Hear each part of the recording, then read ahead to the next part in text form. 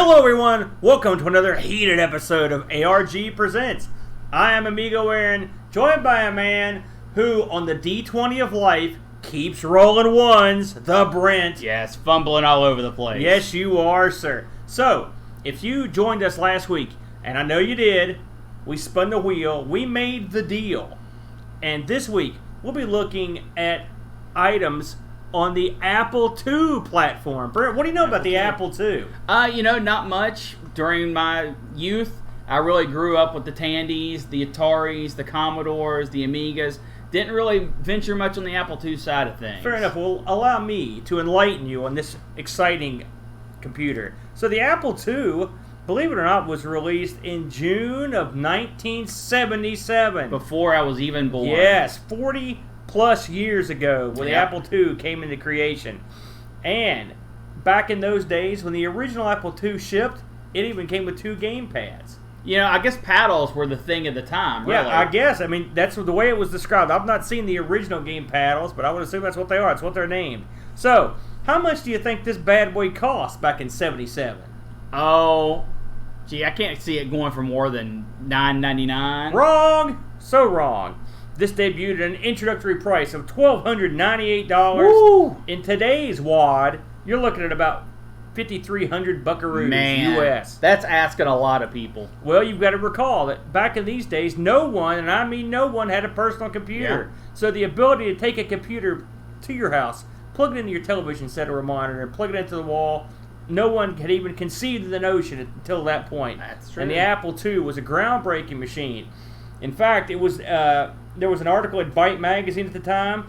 They said along with the PET, the Commodore PET I might add, and the TRS-80, these computers formed the trinity of personal computing. It's amazing that the TRS-80 got lumped into that. Well, the TRS-80, if you'll recall, this is the Model 1 with the built-in screen. And again, this was a computer that came in low cost. You could do a lot of work with it. That's true. When there were no other computers around at the house. So a little bit about the Apple II. It, again, shipped in 1977, and the production run ran until 1993. Now, that covers the entire scope and series of the Apples. Right. Apple IIs. That's incredible. Now, do you want to take a guess at how many of these things were sold in that time? Oh, man, that many years, you got to at least figure they're selling, 15, 20, I'll say 21 million. Oh, you're out of your mind. You're out of your mind. It's between 5 and 6 million. Wow. You got to remember that this was a computer that was expensive, and not very many people had them or knew they needed them at the time. Well, I guess that's true, but man, all those years, you'd think they would build up, Well, not going to see it, though. I can see it. Expensive computer. Yeah. So, of course, the original Apple II was mostly designed by Steve Wozniak, the Woz. Of course, Steve Jobs took a lot of the glory, and I thought it was amusing when I read that most of his contributions to that computer he oversaw the development of the Apple II's foam-molded plastic case. But, as you know, aesthetics are very important to Apple, and they still are to this day. That's true. And so it doesn't surprise me too much that happened. So the Apple II was, of course, a pioneering system for back in the day. Really, there wasn't much else around at the time. The Atari computer system came out roughly near the same time, the home computer. And so those two really sort of fought for early home dominance back in the day. Now, just for fun, I had a look to see what, because I was wondering what were the most popular games on the system at the time, and I ran down what is the top 10 Apple games according to Retro Magazine a while back. Okay. So their top 10, and you can tell me afterwards how many of these you've played. Okay. Number 10, Taipan. Never heard of that one. Nope. Number 9, Prince of Persia. Yeah. Number 8, Beyond Castle Wolfenstein. Then you've got Lode Runner, the original Ultima 1, Choplifter, Karateka, the Oregon Trail, Pinball Construction Set, The Bard's Tale. Of those, have you played any, and what do you think? I've played all of them except for the Taipei. And you know what? Thinking about it, I don't think I've ever actually played the Pinball Construction Set. I know it has a ton of hype. It was actually a game I was considering for this week's review. But I haven't played it either. So 8 to 10, that's not bad for a system I didn't know. I played them all of those on other systems. I've played almost all of these. I've not played the original Ultima, and I've not played Taipan. The rest of these I've played. Some of these I've played quite a bit. So I looked at to see what the best-selling games were. Now, this was tough to find, but I found a list that someone had culled together, and you can take this with a grain of salt. Right. But according to the list here, in order of their sales, the number one selling game, according to the list, was Choplifter, which is a great game, and it was one of the first games ever. In fact, it was the first game ever put on the Apple II. Then you've got Wizardry, Flight Simulator, Wizardry 2, game called Raster Blaster. Then you've got the beloved Miner 2049. Yes. Snack Attack, Load Runner, Space Eggs, which is a game I'd heard of back in the day, I'd forgotten totally that it existed. Flight Simulator 2, Zaxxon, Olympic Decathlon, Wizardry 3, Apple Galaxian, and Gorgon, rounding out the list. Yeah, I'm actually surprised there aren't more arcade ports on that list. You know, because you take the name and the height from the arcade, and you get it from the computer. You think there was... I mean, there were a couple on there for sure. Choplifter being number one. So. Well, really, it was ported to the arcade as opposed to vice versa. And Apple Galaxian and Zaxxon being on the list, I'm going to count Apple Galaxian as an arcade port. But I don't know, maybe we just didn't have the capability to do it. You know, there's also that. So, always true. So, I mean, the Apple was a system that has a library, a catalog that goes on for days. Yeah. And we were tasked with picking two interesting titles from that huge, vast library. So, Brent, I'll let you lead the charge this week. What did you come up with? Well, normally when I do these picks, I try to find something that's exclusive to the system. Usually those games are more interesting or less known. For the Apple II, it was just so hard. So many things got ported to other systems, and when you think you found one that didn't get ported anywhere else, it's like, oh no, 20 years later it got a port on something else. So I decided to go a different route. I was flipping through the games. I thought Rocky Horror. It's like, how'd they make this into a game? So it struck my curiosity, and that's how I got my pick for this week. Good choice. Have you played this previous to this week? I had not. I'm a big Rocky Horror Picture Show fan, right. And I like to play quite a bit. I knew of its existence, but it's one game I assumed it was going to be crap, I'll be honest with you. And so I never bothered to look into it. Oh, that's a fair assumption. Usually movie titles to games are pretty bad. Yeah. With Rocky Horror, it actually goes after the play, not the movie. You can tell that by the box and the name of the game. But it still has a lot of the iconic scenes that were in both. When you first power it up, you've got that enter at your own risk sign with the castle way off into the distance, and it starts playing Time Warp. And you start getting pumped because it's not bad. For beeps and boops, it does pretty well. Yeah. So I sat on that screen, I was listening to it, I let it run through, and I was like, all right, let's get going. Hit the button, and it was like, do you want to play as Brad or Janet? I was like, I wonder if this makes a difference. Well, unfortunately, it doesn't. They both play the exact same, but, at least that choice, the illusion of choice, I guess, is there.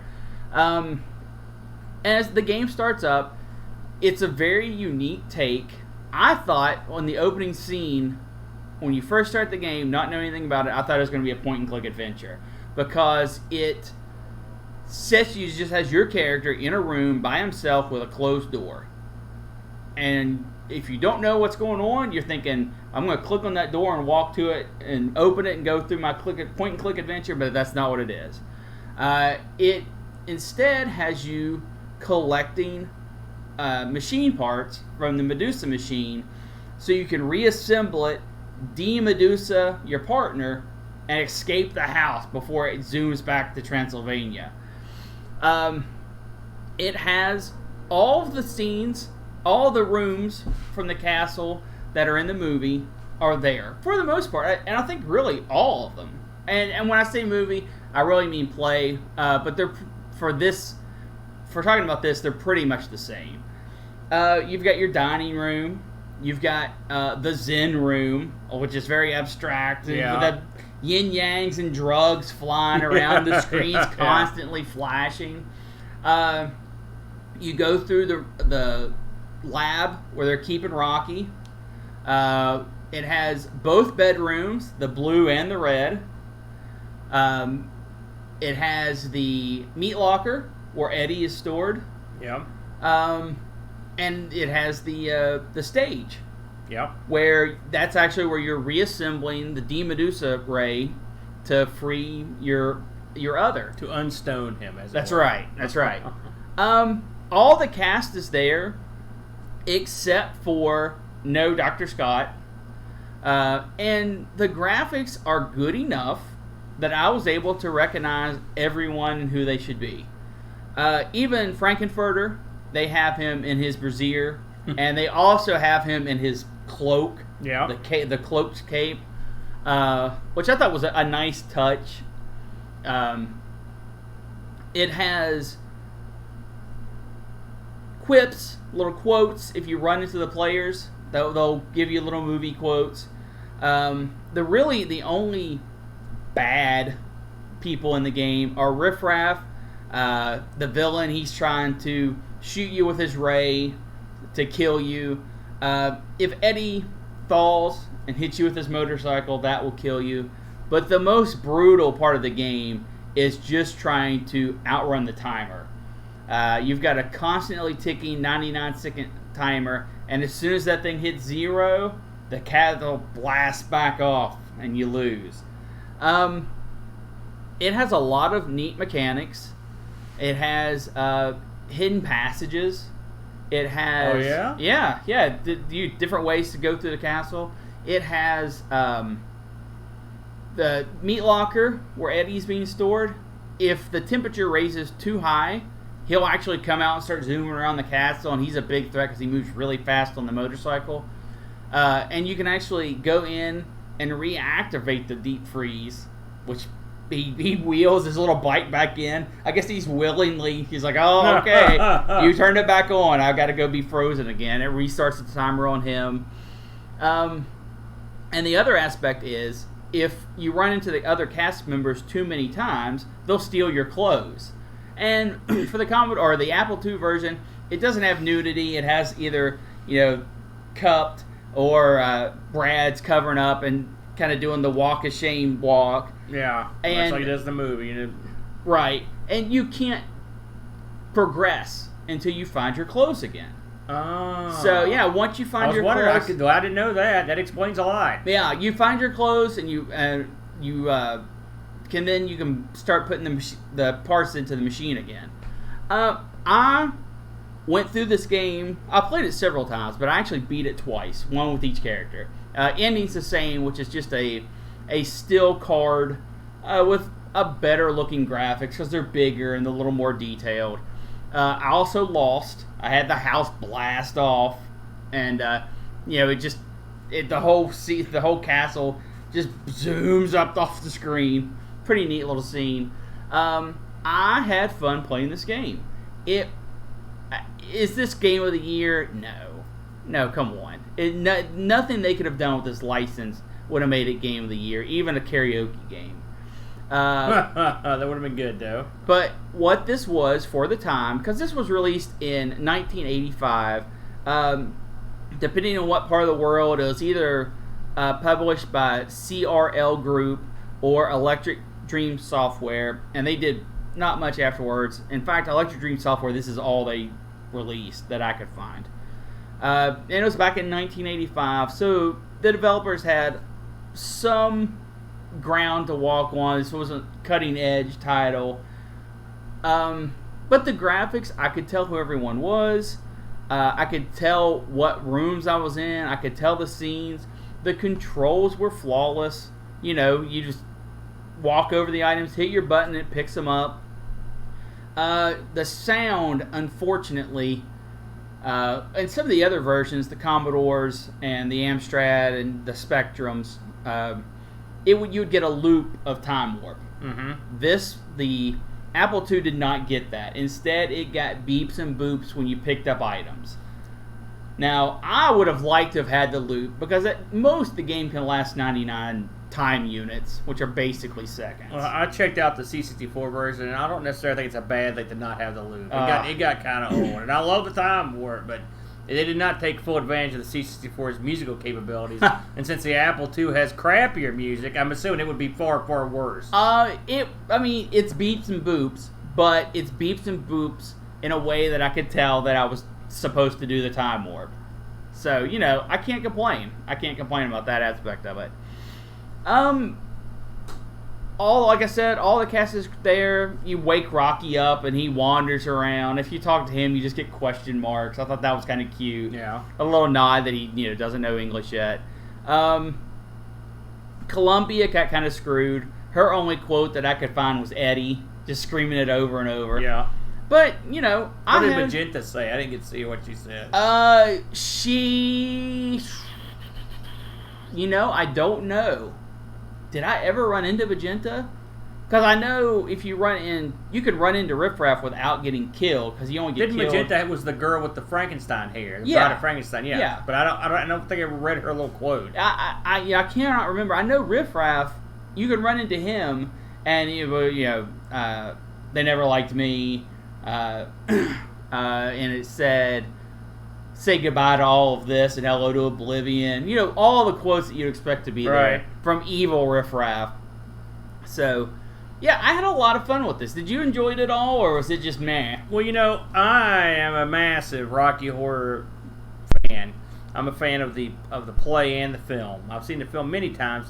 Saw it many, many times in high school, and I've seen it quite a few times after high school, and just saw it last year around Halloween. Yeah, I've actually cosplay as Eddie. And yes, you did. And I got up on stage and the whole 9 yards. He looked great. He was great in your outfit. Good time. And like I said, I was aware of this game, but I never bothered with it. I'll have to say that I played the Apple II and watched the C64, and I'll have to say that the game is sort of fun. What it reminded me of was if you recall, an old arcade game called Blueprint, where you wander around this map, and pick up parts to put on this blueprint to make this machine to beat the bad guy. This was very similar. I don't know if this. I would say this does not predate Blueprint. No, it does not. So I would not be surprised if they'd taken a little liberty with the concept, but they did change it up by having you explore the mansion. Hey, listen, you get to explore the Rocky Horror Mansion. You get to see most of the people in the movie. They took something that was almost unmakeable as a game, right, and made a game out of it. That sort of. I mean, does this have anything to do with the plot of the Rocky Horror Picture? No. Oh no, of course. But it's got elements of the plot that makes it fun. You get to see all the rooms. I like games where you get to run around. I like the fact you get to be Brad or Janet. Yeah, that's pretty fun. I liked the graphics, and I thought it was pretty fun. Actually, I was surprised how much I enjoyed it. The fact that it was based on a Rocky Horror Show, and that someone took the time to license it, explore what they say. I mean, obviously this was done by a fan or someone that did some research, because it wasn't just something they slapped together. Right, it all made sense. Sure, they looked right. The rooms looked right, like you said. I like that. I like that aspect of it. I mean, the gameplay is what it is. It's not the most fun I've ever had. It's not the easiest or hardest. It's somewhere. It's not that tough. I never got around to beating it because I kept losing my clothes. I didn't know what to do. I dug it. I thought it was pretty good. I mean, especially a game. That's a pretty old game, and I thought it played pretty well. If you like the Rocky Horror Show, and you've got an hour to kill, you could definitely do worse than this game. By the way, if you ever get a chance to listen to the Rocky Horror Show soundtrack, the play version, it's great.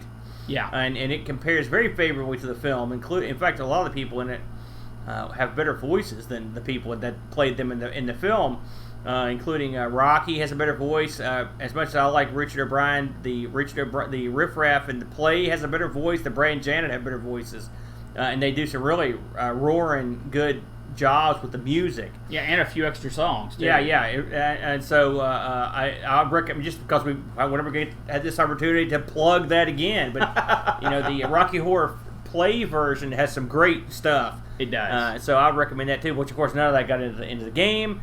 But well, that's almost certainly due to limitations. Sure. Still, it was fun. I thought it was okay. If you're thinking, I'm gonna go pick this up now. And I actually looked. I thought about picking it up just because I like Rocky Horror, and I was like, oh boy, yeah. It is not to be found.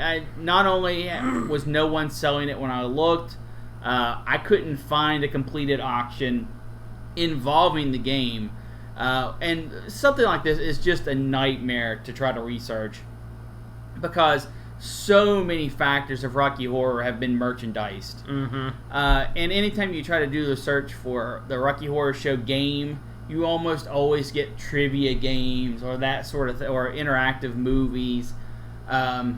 So this is a tough one to research. Really tough one to research. There wasn't a whole lot of video on it or anything. It was very little. Yeah, which I guess that's starting to become my theme, isn't it? Yeah. I will say, when you picked this, I thought you were continuing your downward spiral. But this one was not that bad. Oh, my last two have been mighty fine. Well, this one was, it was okay. So, okay, hot shot, what did you pick? So you're saying there's nothing on eBay to close that out? Zero. Yeah, nothing. I looked, so I know you're right. So, for my choice this week, I chose what is considered by many to be an all-time classic title, and that would be Castle Wolfenstein. Okay, fine. Yours is slightly better. Yes. So the original Castle Wolfenstein, which was released by Muse Software, was also developed by Muse, and it was released in 1981. So if you live under a rock, you may not have heard of Castle Wolfenstein, the name in a game. This game title was purchased by id Software, and then they used this original game to sort of spawn their recreations of the 3D Castle Wolfenstein games that are still being made to this day, and there's a ton of them. And, that are just recently released. Right. Yeah. So again, this came out in '81, and it is classified as a stealth action adventure, which I'd say that's about as good as it's going to get. For trying to label what this is. Now, I played this back in the day. I did my playing of this on the Atari 8-bit computers my neighbor had. I didn't realize this has gotten released on. I knew there was an Apple II version. I did not realize there was a DOS version of this and a C64 version. I was really surprised to hear that because I don't think I'd ever heard anybody talking about them. So, what is Castle Wolfenstein? Well, in this game, you play a prisoner at Castle Wolfenstein, which is a Nazi Germany prison camp, basically a prison castle that you've been locked away in. And when you're in here, you're pretty much boned. You are basically, the start of this thing reads basically it's a letter from a fellow prisoner telling you a little bit about the castle, a little bit about what you face in the castle, a little bit about what there is to pick up in the castle. And you have a gun, and he said, he as he finishes the letter, this is one thing I always enjoy about these games. He finishes the letter. He's like, "Oh, they're coming for me now." And in the last words he wrote, he literally sketched it. Yeah. So he actually, as they drug him off, he had time to write down what he was screaming as they took him away. So this is your classic escape from the prison sort of game. Yeah. Now, little background on this game. The game was programmed by a fellow named Silas Warner. And Silas Warner is sort of a weird cult figure in gaming. For one thing, of course, he was way back. And he was 6'9" and 320 pounds. That's a big boy. He's a huge man. It was also well known that he liked to program in his underwear or less.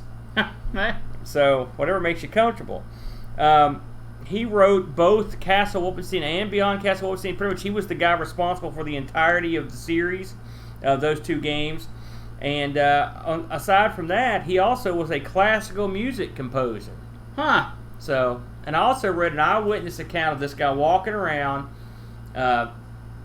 with a car battery under one arm, a mobile CB unit under an arm, and an antenna strapped to his back. Apparently, he was a big CB. Ham or something guy. He was a big guy who'd walk around carrying all the equipment you needed to go mobile in the 70s, which I thought was kind of interesting. So, unfortunately, Silas passed away in 2004 after a long battle with kidney disease. So, that's a shame. But hey, people are still talking about his software, so that's a good thing. Yeah. In Castle Wolfenstein, you start out as a prisoner, and your job is to escape the castle. Your side goal is to find the secret plans to take back to the Allies, because you are you need to help the war effort. That's every prisoner's duty, right? So it's said that Silas came up with the idea for this game after seeing Berserk in the arcade, and then he watched The Guns of Navarone, or whatever it's called. I think that was the way you pronounce it, Navarone, at the movie. And he got the idea of combining a war scenario with Berserk. Okay. And so in a lot of ways, that's what you get. I mean, effectively, if you've ever played Berserk in the arcade, you move from room to room, and it's a maze, and you go through and you shoot robots that are coming after you. No, they're not robots. They are robots in Berserk. They come after you. In Berserk. I'm sorry. Right. So in Castle Wolfenstein, you go from room to room, and you try to get past guards. You've got two types of guards to contend with. You've got the dumb, regular army guards. Then you've got the SS guards. The SS guards are smart. They have on bulletproof vests. Yep. And they can chase you from room to room. They are very clever. So what do you got? Well, you've got your gun, and you can. It's interesting that this game is classified as sort of a stealth action adventure, because stealth plays a decent part in this one. It actually plays a bigger part in the sequel, which I'll mention later, but it plays a part in this one. You can look through various chests in this game and find items that will help you along the way. Some don't help you a lot, actually. And one of the things you can find is a Nazi a uniform, and you can put it on. You can actually sneak past normal guards with this outfit. Mm-hmm. The SS guys will catch on to you, but the normal guards won't. So there is a stealth aspect. You can also, it's one of the few games, it's probably the first game that allowed you to cover a guy without shooting him. Yep. Because eventually the Nazis will be like, whoa! Yeah, they'll surrender. Throw their hands up, and you can search them. And at that point, you can decide just to go around them or just to plug them. Now, in fact, I always shot them. The only reason not to, really, is mercy or because you want to save bullets. But the thing is, if you don't shoot them, you got to go back through there. Yeah, you got to go ahead and kill them. Yeah. The SS guards are almost impossible to shoot. You just have to take them down with another thing you can find in the castle, which are grenades. So you've got grenades. You've got your gun. You've got a bullet. You can get bulletproof vests in the chest, or you can loot them off a guard. Mm-hmm. You've got a lot of stuff at your disposal. What do they got? Well, what they got is they move quicker and are more apt than you are, because you're hampered with some crazy, wacky controls. Now, I tried to do a little research as to some reviews of this game, and most of the reviews I found were modern. Most of the reviews I found did not understand how the controls in this game worked. And so many people thought the game was glitchy. They didn't understand what the control setup was. They didn't bother to look at what it was. Right. I had played this back in the day, so I knew it controlled funky. Yeah. And it does. Now, I was playing full keyboard controls when I played it, which is the exact same way I used to play it back in the day. This isn't a move left, right, up, down sort of affair. You've got, you use the keys on your keyboard to be like a W, ER would be up diagonal right, and up diagonal left. Yeah. And then you'd have it. So it's literally 9 keys for the movement. So what's the middle key do? The middle key stops you when you're moving in the direction you're going. So if you hit right, you're going to keep walking right until you run into a wall, get shot, get captured, or hit stop or leave the room. There's nothing's going to stop you. Just as puzzling are the controls for the gun, which are exactly the same. In some ways, this is almost like a Robotron, almost sort of affair. You really you really could rig this up with like 2 joysticks, and you could probably do pretty good on it, But it makes it very difficult to get around. As an added bonus, another thing that hampers this game is when you run into a wall or a chest or any obstacle, the screen goes glitches up big time and makes this god awful noise. Yeah. This isn't a glitch, as I've read some people describe it. That was part of the game.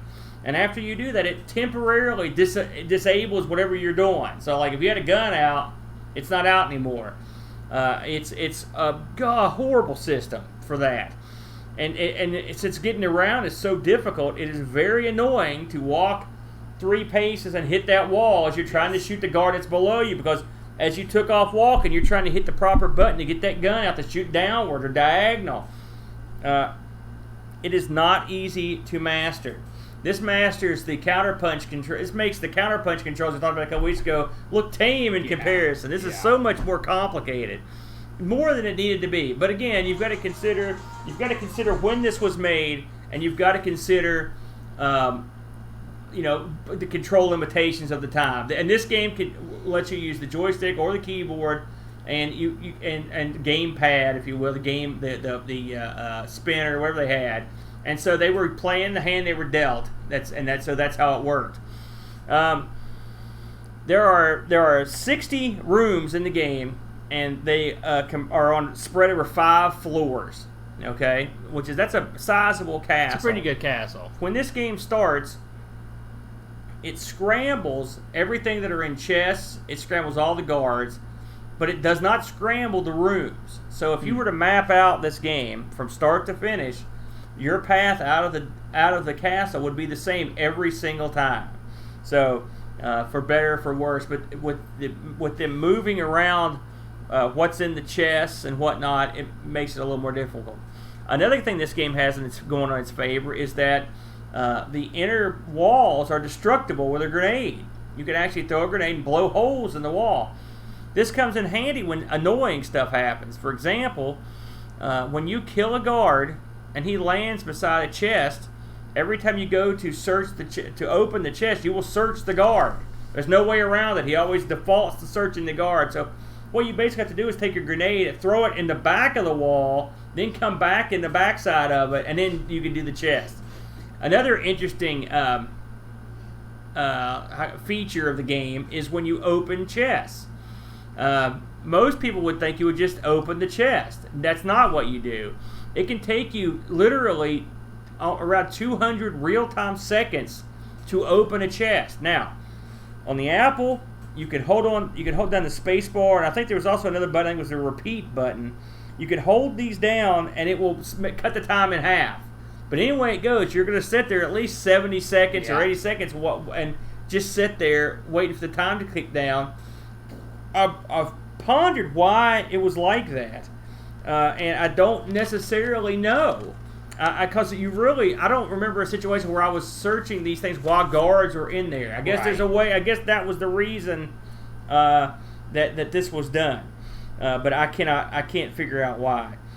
So another thing is when you use grenades, it will alert guards in other rooms. Yeah. And some of them can come in there and see what the heck you're doing. So that was wacky. Now, you go through these rooms and you search these chests to get these plans. Right? If you want to beat the game properly, you got to get the plans. So that means you're searching a lot of chests. Okay, and you're taking a lot of time. And sometimes you'll find other wackier stuff in the chest. Now you'll come across stuff like cannonballs, grenades, schnapps, wine, Eva Braun's diary, which I thought was kind of amusing. Bratwurst will be in there. If you don't have a key to the chest, you can shoot the lock off with a butt, or you can hit it with a grenade. But if it has something explosive in it, it blows up the whole screen and the game's over. Yeah, it kills you no matter what else. And that's just the way it is. The other stuff doesn't really do anything. There's a little amusing message if you try to eat the sauerkraut or whatever. If you do drink the schnapps, it just says hiccup at the bottom, and you can't shoot or walk straight for a little while. So because that's what this game needed. Well, I mean, you got to think at this time. Remember, everyone does that now, but back when this was out, no one did. I mean, it's a pretty unique, aspect of the game. You progress through military ranks from private on up as you beat the game over and over. Right. All right. Another thing that was interesting about the game is that every time you went to a new room, it would save your progress. Now, what this allowed you to do was, if you got to a room and you died, you could whip out the disc real quick, and the game couldn't save, and then you could restart the game and it'd be on the last place you were. So effectively, it's sort of like cheating, but just taking advantage of the way the game works. The flip side of that is you could not copy protect the disc, so it wrote on it no matter what. And a lot of people, what they would do in fear of it, because as you'll recall, discs would fail. Yeah. They after they got to a certain point in the game, they would take the disc out and make a copy of it, and then put it back in. That way, they've got it saved. So that's a lot. We had to go through it all. You had to go do a lot more stuff back in those days to save the game. In case I didn't mention it, aside from searching chests, you could also search the dead soldiers. Yeah. You could search them multiple times, and once you max out on, say, bulletproof vests or bullets or whatever, it just tops you off. You don't get any more. You don't get to keep the extra. It just goes away from the game. Searching the soldiers is kind of a neat, kind of a realistic aspect of the game, which I like. One thing that also will happen in the game is that if you are strategic about where you kill people, if you've got that sort of control, you can actually block passages with dead bodies, and the computer will not cross a dead body. And so it won't come after you if you have a body lying in a place where you have to go by. So it's kind of another neat little angle you can come up with. So this was a pretty popular game when it came out. It debuted in September of '81, and it sold 20,000 copies by June of '82. That's so that's a good run for 1981. It was well received game. The Apple II version received a certificate of merit in the Computer Game of the Year category at the ARGs, which we've talked about the ARGs before. The 1991 Computer Gaming World gave the game 1.5 stars out of 5. Of course, this was 91. And then, in 96, it named Castle Wolfenstein the 116th best game ever. So I don't know if they had to change the thoughts or whatever, but I guess they did. So just for as comparison, because this game is not beautiful. No. But it is much like yours. The graphics are good enough so you can at least see what's going on. Yeah. To compare it, the same year that this came out, there were some other games released. Let me see what I've got written down here. Wizardry came out the same year. Looking at the wrong page here. Let me flip back over. Here we go. Ultima, Wizardry, Eastern Front, and Caverns of Mars, which are APX styles that me and Boat looked at, and Zork 2. So this is way back. You've got to keep that in mind. Yeah. Even your game, I believe, came out in 84 or 85. And so the gap in what was available to use as graphics back then, and the techniques used was a lot different. Sure. So it's a huge gap. So if you were to look at this game and just think, look at these stick figures, it might be unimpressive, but if you look closer, you can understand that the game is more than just what it looks like. Something else I want to mention, and this is really sort of vital to the game.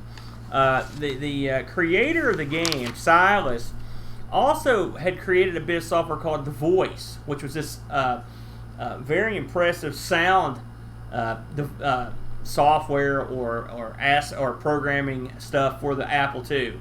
And so this game was one of the first games ever to have digitized sound. Yeah. Now, this is probably what the game is known for the most. And you have guards that talk.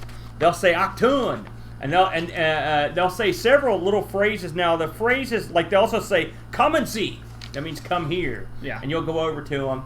And they'll also I know when the game ends, it says what's German for goodbye. It says that "Fini" or whatever, and that's not it.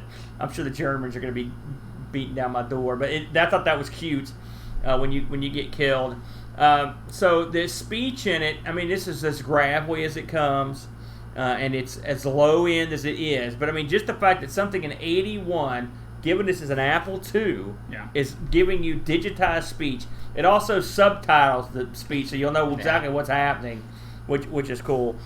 So if you get through all 60 levels and escape, you're rewarded with a picture of like a bright blue sky and your guys rolling out the door. It ain't the best thing you ever saw, but it's nice. It's something, This game has no sound in terms of music. It's just got footsteps and the Germans speaking and the gunshots. That's about pretty much it. And when the Germans die, they have a very nasty sounding scream. It doesn't sound good. You almost, I mean, it's funny. This game almost is a morality play. It's like, do I need to shoot this guy? Well, yeah, you should probably do, but you don't have to. Now, of course, this game was followed up with Beyond Castle Wolfenstein. This game, you actually are breaking into a German facility to kill Hitler, which this one I played much, much more. This one takes advantage of a pass system where you can loot pass cards from guards, and you can get through this pretty much the whole game without shooting anybody in this one. And it's a whole different.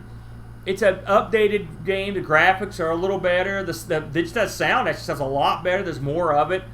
There's the distinctive scene where you actually come to Hitler's room, and Hitler, you see a table full of people, and Hitler's walking back and forth, and occasionally he'll go, "Hail!" and everybody at the table will go, "Hail!" and then he'll walk a little bit more and go, "Hail!" and they'll go, "Hail!" and you walk and you put a bomb beside him. Now, I remember playing this one back in the day, not to get too deeply in it, but you take a time bomb and set it beside the door, and me and my buddy could never get out of the castle before that bomb blew up. Well, we didn't know, because it was a bootleg copy, that there's a reset timer button. That you reset the bomb timer back to 999, and you could get out. Otherwise, nobody could make it, just to drive us nuts. So we played that one quite a bit. I would say Beyond Castle Wolfenstein is probably superior in just about every way. You can move the bodies in that and hide them. You can do a bunch of stuff that you can't do in this one. I mean, you can literally move the corpses around. Right. You could go far with these passes in a uniform. Like I said, you could get much further into it without having to shoot anybody, which was cool. But both games are very much very fun, and I have a soft spot for both of them. So, with all that in mind, bro, what did you think? I don't know if you'd ever played the original or the second one. I have. So I don't remember playing either of them a lot. Yeah. I respect what was done was revolutionary with the stealth aspects, and the sound was really good, the speech. But I hated this game. Some of the choices, the controls are flat out ridiculous. They're complicated just to be complicated, I feel. The running into the wall thing was mind-numbingly frustrating. Yes, I can't deny that. It absolutely was. Opening up a box, a chest, and having to wait 120 seconds or 270 seconds or whatever was just time filler. It just felt like it was there to make the game artificially longer. I'd love to know what exactly that was there for. My gosh. I'm not 100% sure. I assume it was for the stealth element of it, but like I said, I usually just killed everybody before I got there. The timer only kicked in when a guard was in the room, it wouldn't be so bad.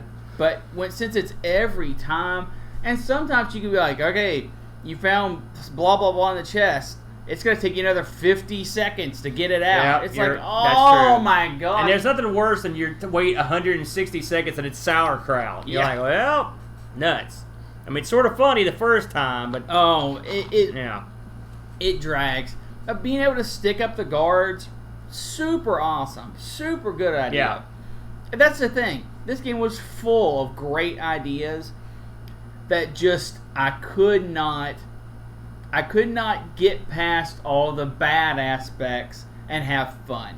In the line of sight, the guards you can maneuver yourself. It's a lot like Fistful of Yen. The guards and that you have to be in their sight. Yeah. But you can sort of walk past them, like tiptoe past them when they're not looking. But I mean, that's an advanced technique in programming for the day where you have to. It made it. I mean, like I said, there's a lot.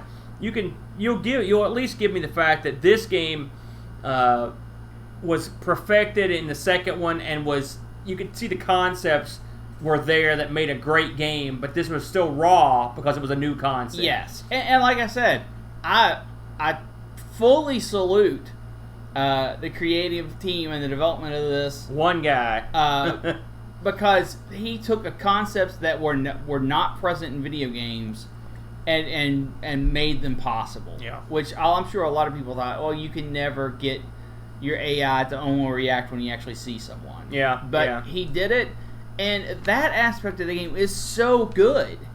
But there are so many aspects that are so bad that it's just I couldn't get over it. Yeah, I mean, I'm not gonna hold your feet to the fire on this one because, it had some points that were incredibly annoying. I mean, there's no doubt about it.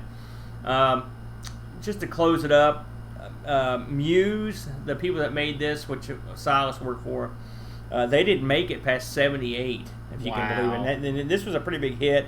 It shows you how tough it was back then. And I read that one of the reasons they went under was because a key employee was sick for a while, and that was, I mean, it shows you when you got a little. These guys had one thing that was interesting about Muse is they had their headquarters were above a computer store that they ran. It's like Muse World Headquarters, where they run and sell their games. It was a different era. It was, yeah, for sure. Looking over what they had, really, like I said, Castle Wolfenstein and Beyond Castle Wolfenstein were their trademarks. They had a game that received some acclaim called Robot War. So they were just probably your typical company back then trying to get a hit. Yeah. And there was not that many guys in the company, and like I said, they didn't make it past 78, 87. 87. Yeah, excuse that's me. what I figured you meant. So, I looked up on eBay, and the prices were sort of all over the map. I saw a box copy go for $225 sold. I saw a box copy go for $45 sold. So your mileage may vary. I will say that I noticed there were two different types of box art for this thing, and so I don't know what that means. The one that we've got here, I think, is the original box art.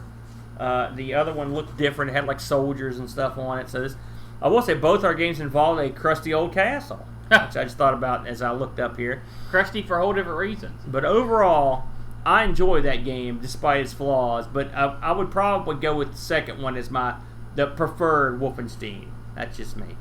So, with that all being said, it's time to hit the music, spin the wheel, and make the deal. All right. Here we go. Brent, tell the people what we've added this week. Spin the wheel, make the deal. We added the Intellivision. That's right. The very well remembered, at least through my rose-tinted goggles. Yes, so sir. we'll have to see how well it actually is if it comes up. These systems, so let's spin the wheel, make the deal, Brent. Here we go. All right. Take a good spin. You got a feeling this week? No, I was so sad about no DOS last week. Hey. What do we got? TRS-80. All right, the TRS color computer. I already know what we're going to play. Now, much like last week's Odyssey show, me and Brent have a history with the Coco, and we'll probably get into that more next week. By the way, I should mention, if you were not available or interested in watching Amigathon, the Amigathon from just past weekend, from when we record this, it was a happening, as they say. But one element of that show involves this show. As we did the Odyssey 2 a while back, K.C. Munchkin, probably the number one Odyssey 2 title of all time, certainly, was Mr. James has ported that, the same fellow that ported over Killer Bees, he has ported K.C. Munchkin over to the Amiga. Wow. I got the, did you hadn't seen that? No, I didn't. Brent was at some of the Amigathon. Just 12 hours of it. About midnight or 1 in the morning, we unveiled the new boat had to save this thing, but we unveiled it, and it's a port. It's a tremendous port of K.C. Munchkin for the Amiga. It comes with new graphics. If you hit the space bar, it reverts back to the original graphics like that. Same sound effects, plays the same, one life. It's tremendous game. All the mazes are there as well. Wow. So if you are an Amiga listener or watcher of this or have came over here from the Amigos, I strongly urge you to check that out, and we have links posted as to where you can get that, and it has been released for free. Holy moly! Free. Yeah. Holy moly! I got to give him credit, and he even put a visage of me and Boat, and it's a Amigathon exclusive that he's given to the world. It's his gift to the world. Wow! And I wanted to make sure I mentioned that on the show. Oh, absolutely. So we've got Coco next week. Yes. Any parting thoughts before we take it to the house? This system near and dear to my heart, probably even more than the Odyssey. So I'm looking forward to it. I am as well. So, that'll do it for us. And please tune in next week as we will explore the TRS-80 color computer. And until then, keep it retro.